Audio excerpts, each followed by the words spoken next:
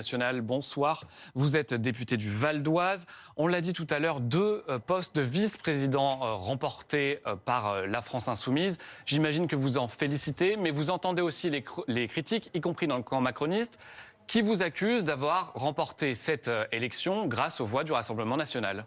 Oh, c'est dérisoire, tout ça, c'est la manœuvre, vous l'avez dit, c'est l'élément de langage de la Macronie. Quel qu'ait été le tour de l'élection de mes deux collègues Clémence Guettet et Nadège Abo-Mongoli, elle serait devenue ce soir vice-présidente de l'Assemblée nationale, ce dont je me réjouis, parce que vous le savez, il y a une majorité relative qui est requise au troisième tour, et donc nous avions suffisamment de voix pour les faire élire par nous-mêmes.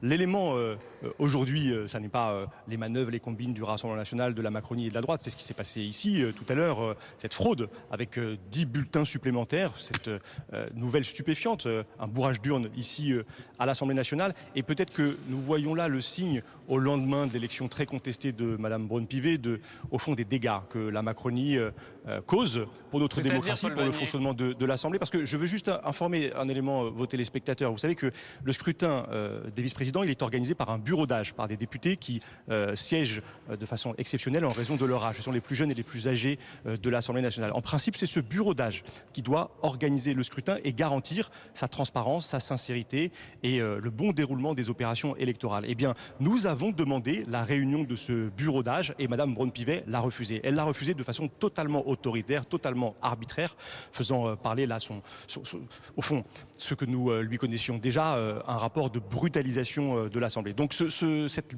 17e législature commence sous de très mauvais auspices démocratiques parce que nous voyons la Macronie, encore une fois, faire peser de tout son poids son autoritarisme sur le Parlement. Les députés Rassemblement national indiquent que s'ils ont voté pour les deux députés La France Insoumise, c'est pour respecter le poids des groupes politiques. En n'ayant aucun député Rassemblement national représenté chez les vice-présidents, est-ce que vous respectez le poids des groupes politiques au sein de ce bureau ? Mais bien sûr, vous savez, il n'y a pas besoin de siéger au bureau de l'Assemblée nationale pour exercer pleinement et entièrement son mandat de député. Donc il y a 143 ou 142 députés du Rassemblement national. Ils sont à égalité avec les autres parlementaires. Ils pourront voter, amender, participer au débat.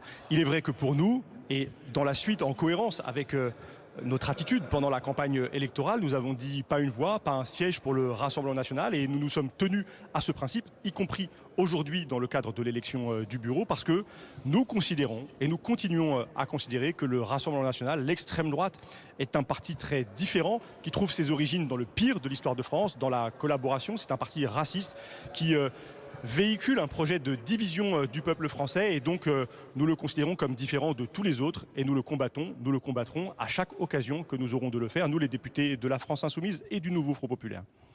Merci Paul Vannier, vous êtes donc député La France Insoumise du Val d'Oise.